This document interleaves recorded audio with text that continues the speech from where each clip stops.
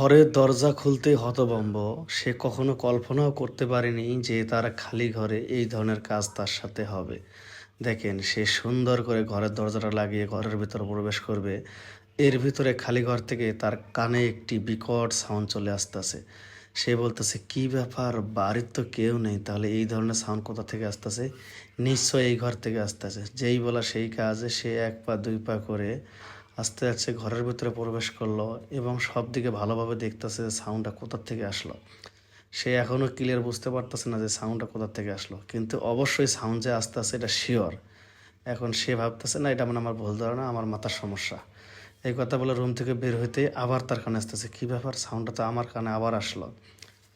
তাহলে সাউন্ডটা, হ্যাঁ, সে ভাবতেছে তাহলে সাউন্ডটা এখান থেকে আসতেছে। রাইট, আমি বুঝতে পেরেছি, এবার যে হবে তাকে আমি ধরবো। এখন দেখেন, আস্তে করে সেই ঘরের দরজাটা খোলে এবং ঘরের ভিতরে প্রবেশ করে এবং এই ঘরেও সব দিকে ভালোভাবে দেখার চেষ্টা করতেছে এবং তার সন্দেহ মনে হয় ব্যালকনিতে কেউ আছে। ব্যালকনির দিকেও চলে গেল, সেখানে গিয়েও পালো না এবং সে ভাবতেছে তাহলে খাটের চিপায় আছে, সে জায়গায় দেখলো, কোথাও পেল না। না, বুঝলাম না, ব্যালকনিতে দেখলাম, খাটের চিপায় দেখলাম, সেখানে পেলাম না, তাহলে আছে কোন জায়গায়? এখন সে আবার বের হয়ে আসতেছে, হঠাৎ করে তার দৃষ্টি চলে গিয়েছে ওয়াশরুমের দিকে। সে, হ্যাঁ, তাই তো বলতেছে যে সাউন্ডটা এখানে আসার পর থেকে বেশি বেশি বাজতেছে। দেখি, সে যেই খালি দরজাটা খুলে দেখতেছে ওয়াশরুমের ভিতরে তার কাজের ছেলে। তাকে দেখে তো তার মাথা নষ্ট, হাইরি, কাজের ছেলে এই কাম করতে পারে, ঝাক, আমার ভালো লেগেছে। এইরকম যদি জিনিস হয় তার তো কোনো সমস্যা নেই। সে আবার নিচ থেকে দেখার চেষ্টা করতেছে আর কাজের ছেলে সে তার কাজ চালিয়ে যাচ্ছে। এখন এই ম্যাডামের প্রশ্ন হচ্ছে যে কাজের ছেলে কি ইচ্ছাকৃতভাবে এই কাজ করতেছে যেন আমি দেখি? কারণ কাজের ছেলে জানে যে আমি তো এই সময় বাড়িতে আসব। সে কি আমাকে দেখে এইসব মানে অনুভব করে এইসবের কাজ করতেছে, না সে কি জানে না যে আমি এসেছি? সে আবার ভালোভাবে দেখার চেষ্টা করতেছে, সাউন্ড শুনতেছে। সে ভাবতেছে, যাক, ভালোই হয়েছে, বাড়ি যেহেতু ফাঁকা, আজ ও আর আমি, আজকে আমার যত মনের কথা আছে আমি সব কিছু বলবো। কারণ ও কাজের ছেলে হলে কি হবে, ওকে দেখে কিন্তু কাজের ছেলে কোনো অংশে মনে হয় না।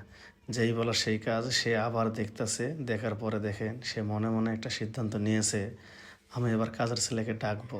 কাজের ছেলেকে ডাকার পরে ও যদি আমাকে বলতে নাও পারে, তারপরে আমি ওকে বলবো।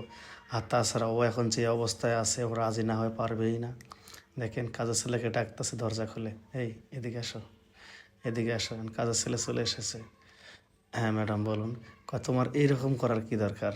বাড়িতে আমি আছি না, এত সুন্দর একটি ম্যাডাম, তুমি কি আমাকে দেখতে পাও না?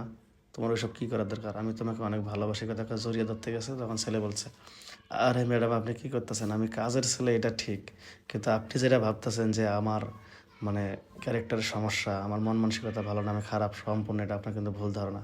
এই যে আমার হাতে দেখেন, এই যে ব্রাশ আর টুথপেস্ট, আমার এই ব্রাশ আর টুথপেস্ট দিয়ে আমি দাঁত ব্রাশ করব, এটা বের হচ্ছে না, এই জন্য আমি চেপে চেপে এটাকে নিয়ে আসতেছি।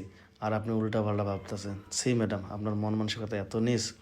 এই কথা বলে ছেলে এবার গিয়েছে, ধুর, আমি আর দরজা খোলাই রাখবো না। সে এখন দরজা লাগিয়ে ব্রাশ করতেছে।